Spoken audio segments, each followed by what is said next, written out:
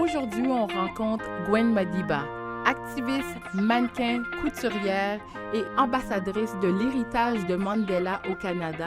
Elle nous parle de sa famille et de sa collection Dare. Alors, suivez-moi. Bonjour Gwen. Bonjour Sabine. Ça va bien? Ça va très bien, et toi? Ça va toujours bien.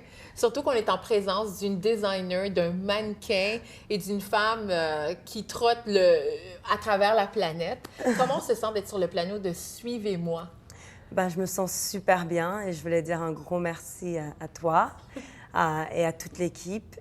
Ça me fait vraiment plaisir d'être ici et de pouvoir partager un peu de mon quotidien avec toi. Oui, parce que tu as tout un quotidien. Quand on te suit sur les médias sociaux, un jour, tu es à New York, un jour, tu es à Paris, un autre, tu es à Ottawa. Présentement, tu es dans la capitale nationale parce que tu prépares un gros défilé de mode que tu refais annuellement, qui est Safara. Exactement, oui. Alors actuellement, je suis en train de travailler sur Safara, qui est un défilé de mode qui met en vedette tout créateur et toute créatrice qui travaille avec du tissu ou du pagne africain. La première édition était la semaine dernière. L'année dernière. L'année dernière, Et oui. ça s'est très, très bien déroulé. On avait même une liste d'attente d'un peu plus d'une centaine de personnes. Et donc, on s'est dit que c'était vraiment quelque chose qui intéresse énormément de gens. De plus en plus de gens, de célébrités portent les tissus, les couleurs, le pagne africain. Donc, on voulait vraiment rendre hommage à notre manière à cette tradition. Pourquoi l'Afrique? Je sais que tu es née au Gabon, tu es venue au Canada à un très jeune âge, mais pourquoi tu t'es enracinée de l'Afrique? Parce que l'Afrique est en moi, tout simplement, parce que je suis née à Libreville, au Gabon, d'un papa gabonais et d'une maman métisse sénégalaise. Je mange les plats africains, je vis l'Afrique en moi, je respire l'Afrique. Et donc, c'est une manière pour moi de saluer mon héritage. Oui. Et tu le salues très bien aussi dans ton design, parce que beaucoup de personnes t'ont connu parce que tu es designer, tu fais des très beaux linges que plusieurs personnes dans la capitale nationale ont portés, qu'on a pu voir Merci. sur tes plateformes sociales. Et pourquoi tu maintiens cet héritage-là, même dans ton design, dans ta création? Parce que je pense que c'est important et je pense que pour savoir où on va, justement, il faut toujours se rappeler d'où on vient et il faut être fier de nos racines et il faut aussi pouvoir les transporter et les faire découvrir aux autres. Moi, ce que j'aime beaucoup du Canada, c'est que c'est un pays qui nous permet d'être soi-même, nous permet d'embrasser nos racines tout en les partageant et en découvrant aussi les cultures, les racines des autres. Et je pense que c'est un exemple d'un beau mélange, un mix de cultures ici, et où chacun doit faire sa part, et moi aussi je dois faire ma part. Et ma part, c'est de partager mon héritage avec les autres. Un héritage que j'aime beaucoup, un héritage qui m'inspire tous les jours. Et donc, voilà pourquoi il est important pour moi de le faire découvrir aux autres aussi. Oui. Et c'est reflété aussi même dans ton... Dans ta page Facebook, tu as fait un appel à plusieurs mannequins de se présenter pour les auditions et tu recherches un peu tout le monde, de toute race, de toute ethnicité. Et moi, je me souviens la dernière fois que j'ai été à un de tes défilés de mode, il y avait la représentation de l'Afrique, mais aussi de Canadienne. Oui. Pourquoi ça te tient à cœur de vraiment montrer cette diversité-là? Parce qu'on s'entend, quand on regarde les défilés de mode, c'est très monochrome. C'est un type de corps, une race qui est mise à l'évidence. Pourquoi, toi, tu mises sur la diversité et la mixité? Je pense que c'est important et je pense qu'on ne le voit pas souvent. C'est un problème. D'autant plus que la beauté, elle vient dans toutes les couleurs et toutes les formes. Et je pense que le monde de la mode, d'ailleurs, une des raisons pour lesquelles j'ai commencé I Am Fashion, puis Safara, C'était justement parce que j'ai entendu beaucoup de non. Quand je suis partie à certaines auditions, on En m'a tant que dit, mannequin. en tant que mannequin, je suis trop petite, je suis trop noire, je suis pas assez noire, je ressemble à une hindoue, je ressemble pas vraiment à une noire noire. Puis au final, on risque de se perdre facilement. On risque aussi de, de souffrir intérieurement à travers notre estime de soi, justement, parce que on entend tellement de non, même si on a les capacités et le potentiel de le faire, compte tenu des critères du monde de la mode. Donc pour moi, c'était une manière de dire, ben écoutez, moi aussi, je suis en mesure de le faire. Moi aussi, je suis en mesure de donner une chance à des jeunes filles, des jeunes garçons qui sont tout aussi beaux, tout aussi talentueux, qui peuvent marcher, de pouvoir le faire et de travailler sur leur estime de soi. C'est la raison pour laquelle on va trouver toutes sortes de personnes au défilé, mais s'il y a une chose qu'ils ont en commun, c'est l'amour de soi, le partage et le talent aussi de pouvoir le faire, peu importe leur taille. Pour ce qui est maintenant du mix dont tu parlais, encore une fois, je pense que c'est important de représenter tout le monde dans un monde qui tente coûte que coûte parfois de tous nous séparer. C'est important de nous unir et de montrer que c'est possible d'embrasser les cultures et les différences des uns et des autres tout en les respectant. Ne pas non plus transformer la culture de quelqu'un en cirque total, mais de respecter cette culture-là. Et donc, j'essaye aussi du mieux que je puisse de le faire à travers mes défilés. Comment tu fais pour déterminer que cette personne-là a vraiment qu'est-ce qu'il faut pour ton défilé de mode? Je pense que déjà le fait de venir fait en sorte, pour moi, me dit que cette personne-là a déjà ce qu'il faut. Nul n'est parfait, on a toujours, on n'est pas des produits finis, on apprend continuellement au jour le jour si on accepte d'apprendre. Moi, je pense aussi que dès le moment où on décide qu'on n'a plus besoin d'apprendre, notre vie elle est finie, on n'a plus besoin de la vivre. Je pense que le fait même qu'une personne vienne au casting, à l'audition, on dit beaucoup sur la personne, qu'elle veut au moins essayer.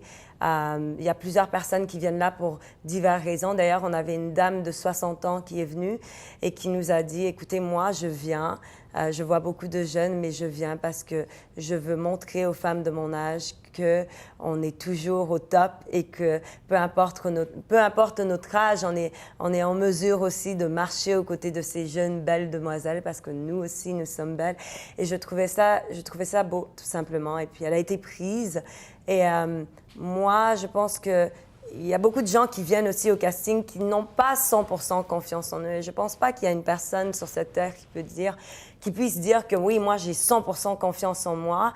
Mais la confiance en soi, c'est quelque chose qui se travaille. C'est pour ça que tout au long de l'été, on a des pratiques chaque week-end aussi. Wow. Des pratiques pour Safara, où on pratique la démarche, mais où on travaille aussi sur notre estime de soi. On parle, on s'encourage. Que tu sois mannequin dans une agence ou mannequin freelance ou que tu veux juste essayer pour ton estime de soi, tout le monde est au même niveau. Il n'y a personne qui malmène qui que ce soit. On se respecte, on s'entraide, on se donne des tips, des petits trucs.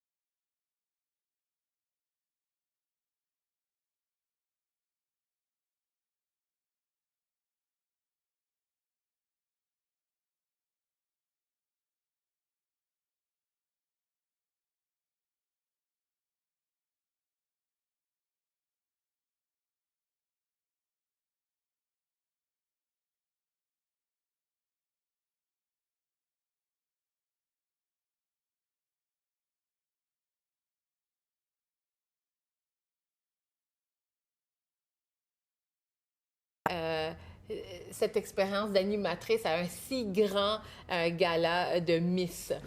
Ben, c'était une expérience géniale. C'était toute une expérience pour moi et c'était un honneur pour moi de retourner dans mon pays natal, le Gabon, et de pouvoir être là à l'avant et de présenter un concours qui célébrait non pas seulement la beauté de la femme gabonaise, mais aussi son élégance et son intelligence. C'était un honneur pour moi. J'étais plus excitée qu'effrayée de le faire. Et si c'était à refaire, je le ferais encore, ouais. Oui. Sans hésiter. Sans hésiter. Et tu as eu une super belle expérience, mais tu as eu également à vivre un commentaire négatif qu'on a vu sur Facebook. Et comment tu as réagi? J'ai vu que la personne a mis son commentaire, mais toi, quand tu as vu ce commentaire négatif initialement, quelle a été ta réaction? C'est qui ça? Ça a été ta réaction? Ouais. C'est qui? Mais c'est qui cette personne? Qu'est-ce qu'elle fait dans sa vie? Qu'est-ce qu'elle a accompli dans sa vie, contrairement à des filles de femmes qui travaillent au jour le jour pour l'amélioration de la condition féminine au Gabon? Qu'est-ce que cette personne a accompli dans sa vie comparé à moi par rapport à divers projets, non pas seulement au niveau de la mode ou quoi que ce soit, mais des projets sociaux, par exemple, concrets. Je veux dire, il est très facile pour certaines personnes de lancer les pierres sur les autres et ensuite de se cacher derrière Internet pour faire des commentaires. Donc, la première chose, c'était d'abord, c'est qui cette personne? C'était quoi les intentions de cette personne? Parce que clairement, c'était pas une critique qui était constructive et c'était une critique qui était basée sur un mensonge, à savoir que des filles de femmes auraient dû engager une Gabonaise, que moi je n'étais pas gabonaise, que je venais d'ailleurs, que je devrais rentrer chez moi. Et c'était marrant d'une certaine manière, mais ça ne m'a pas affectée parce que je pense que j'ai vécu beaucoup plus que ça. Et je veux dire, quand on vit certaines situations dans la vie, quand on passe à travers certaines expériences, il y a certaines choses qui ne peuvent plus nous affecter. Oui. Surtout quand je pense, par exemple, au décès de mon père et à ma réaction face à ce décès-là, je me dis qu'il n'y a rien qui peut me faire réagir encore plus que ça. Et quelque chose de positif qui s'arrive dans ta vie, c'est que tu vas être sur la couverture d'un magazine bientôt. De 2 magazines. De 2 magazines, pas un, mais 2. Oui. Lesquels? Le AY People à Libreville, au Gabon. Le magazine Souche à Montréal. Ce magazine-là aussi a été lancé par un jeune entrepreneur, Réginald Rivette, que j'apprécie énormément, qui est un battant aussi et qui lui, a une vision du monde que j'apprécie énormément et qui va complètement à l'encontre du courant. Quand les gens vont à droite, lui, il va à gauche.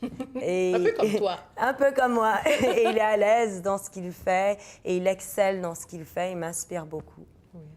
Tu as plusieurs plateformes sociales, tu as énormément de personnes. Je l'ai compté hier, c'est à peu près 15 000 personnes entre Twitter et Facebook. Est-ce que tu as une équipe qui maintient cet engagement avec ta communauté et tes communautés? J'ai une toute petite équipe de 3 personnes avec moi, donc ça fait 4. On est donc 4 à travailler là-dessus, mais je suis vraiment celle qui, je pense, porte le plus attention.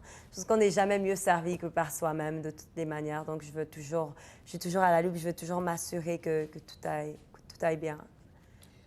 Merci beaucoup pour cette belle discussion sur l'amour, sur l'estime de soi et aussi sur la mode. On va continuer à te suivre sur tes plateformes sociales parce que tu as beaucoup de choses à dire et beaucoup de choses à partager. Merci beaucoup. Et merci d'être une inspiration. Ça fait un plaisir pour moi, Sabine. Merci.